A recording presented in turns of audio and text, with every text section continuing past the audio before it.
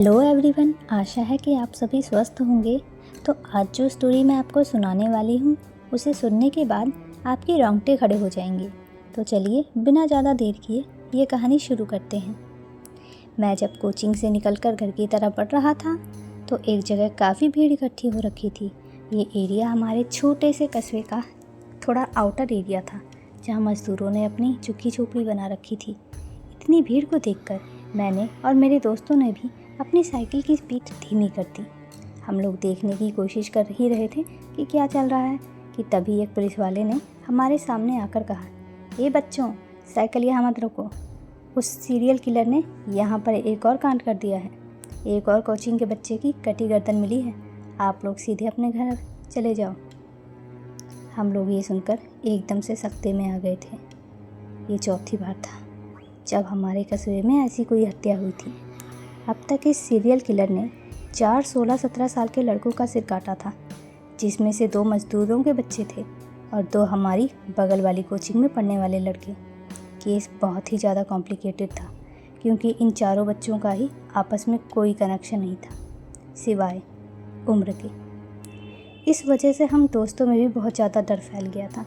हम में से एक दोस्त मोनू साइकिल चलाते हुए मेरे बगल में आकर बोला, "यार सोहम, ये कैसा किलर है जो पुलिस की पकड़ में ही नहीं आ रहा है? हम सब भी इसी उम्र के हैं जिस उम्र का ये विक्टिम था।" मैंने उससे कहा, "अबे तू डर क्यों रहा है? पुलिस अपना काम कर रही है ना।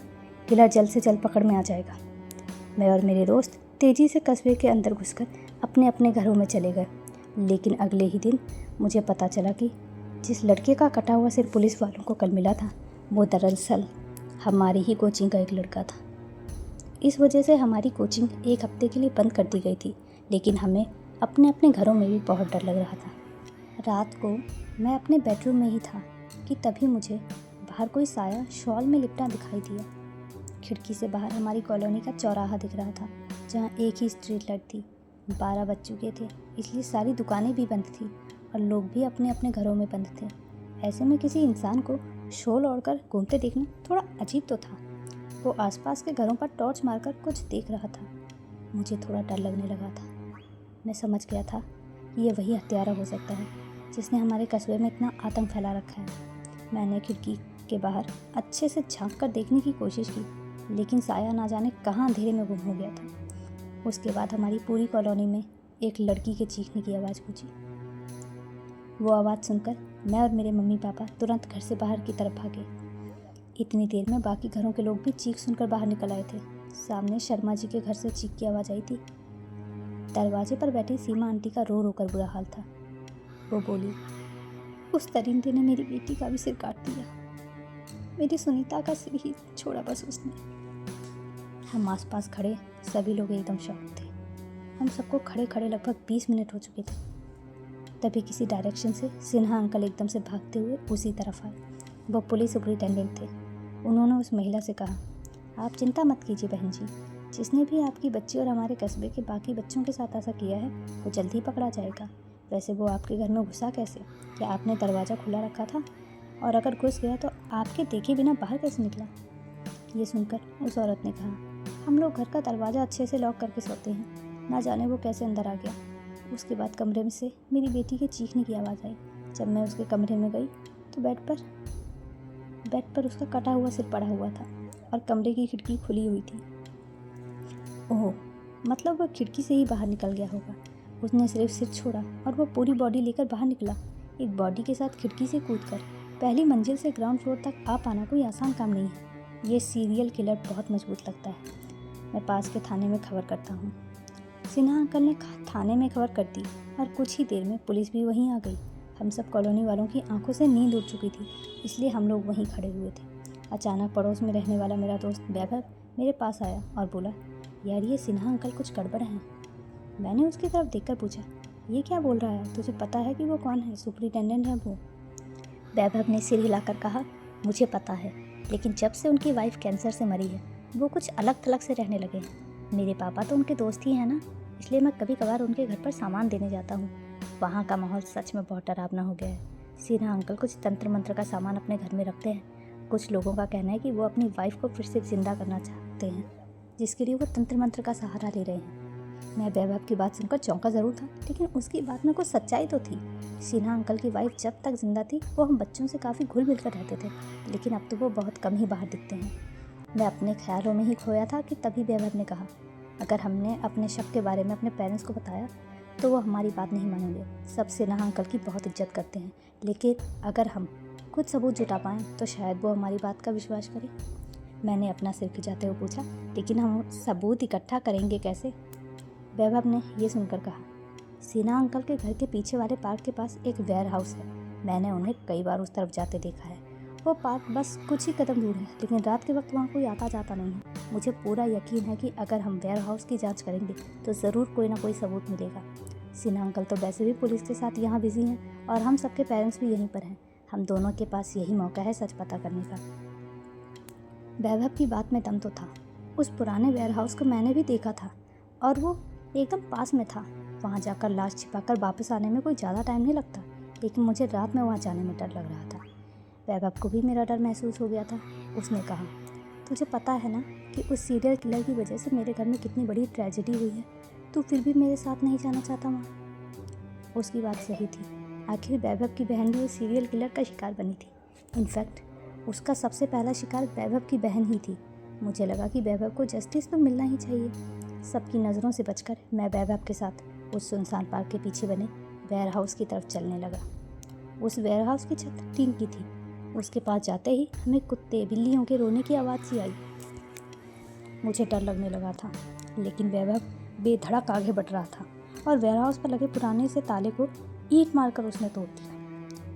मैंने उसके पास जाकर कहा, तू पागल है क्या? सिन्हा अंकल को ताला टूटा मिलेगा तो क्या उन्हें हम पर शक नहीं होगा? वैभव ने मेरी बात पर कोई ध्यान नहीं दिया और दरवाज़ा खोल दिया। सामने जो सीन था वो किसी हॉरर फिल्म से भी ज़्यादा भयानक था। ज़मीन पर सफ़ेद चूने और खून की मदद से एक गोल घेरा बनाया हुआ था। उस घेरे के आसपास सिर कटी लाशों को इस तरह से लिटाया गया था कि उन सबकी गर्दनें गोले के एकदम सेंटर में थी। उस सफ़ेद चूने और खून से बने गोले के बीचों बीच एक मोमबत्ती जल रही थी। उस वेयर हाउस में एक पुरानी अलमारी के ऊपर पुरानी बाइंडिंग वाली कई काले जादू की रिलेटेड किताबें भी रखी हुई थी। अचानक से वैभव की आवाज़ मेरे कानों में पड़ी, बस एक और बलि और उसके बाद मैं अमर हो जाऊंगा। मैंने पीछे मुड़कर वैभव की तरफ देखा। उसकी आंखों में शैतानियत साफ दिख रही थी। वो भयानक ढंग से मुस्कुरा रहा था। मैंने डरते हुए पूछा, इसका मतलब तू मुझे यहाँ जानबूझकर लाया? वो सीरियल किलर सिन्हा अंकल नहीं बल्कि तू है। वैभव ने मेरी तरफ बढ़ते हुए कहा, अपने स्कूल की लाइब्रेरी में मेरे हाथ एक पुरानी किताब लगी, तंत्र मंत्र की किताब। उसके बाद मेरा इंटरेस्ट इस एरिया में बढ़ गया।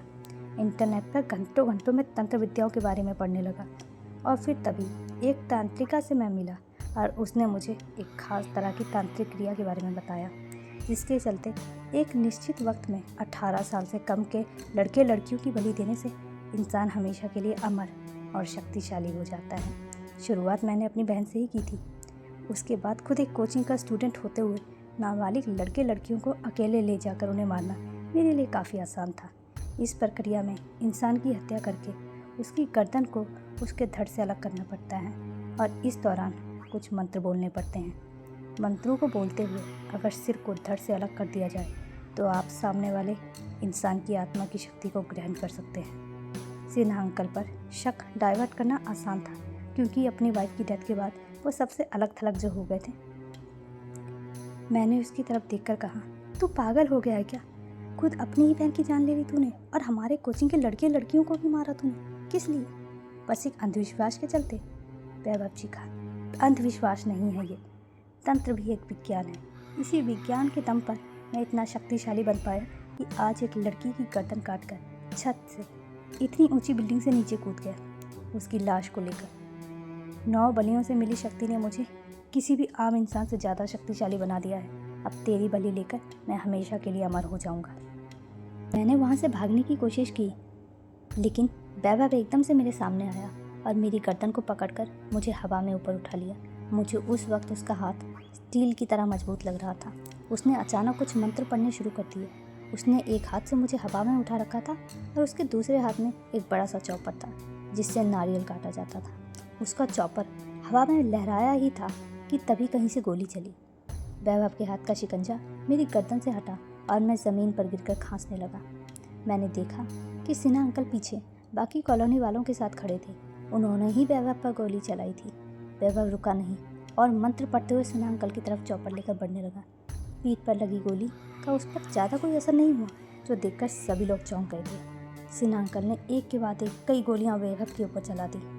इसी के साथ ही वैभव ने मंत्र बड़बड़ाने बंद कर दिए। उसका बेजान शरीर धरती पर गिर चुका था। मेरे पेरेंट्स भागते हुए मेरी तरफ आए और मुझे वहाँ से ले जाने लगे। जाते जाते मैंने वैभव के पेरेंट्स को देखा, जो कि एकदम शॉक्ड लग रहे थे। इस घटना को अब कई साल बीत चुके हैं, लेकिन मेरे मन में अब भी ये सवाल ताज़ा है कि क्या तंत्र मंत्र की दुनिया का वजूद सच में है? क्या वैभव सच में मेरी बलि से अमर हो सकता था? और वो तांत्रिका कौन थी जिसने वैभव को इस तांत्रिक क्रिया के बारे में बताया था? शायद इन सवालों के जवाब एक राज बनकर ही रह जाएंगे। तो साथियों, आशा है कि आपको ये कहानी पसंद आई होगी। तो चलिए मिलते हैं अगली कहानी में।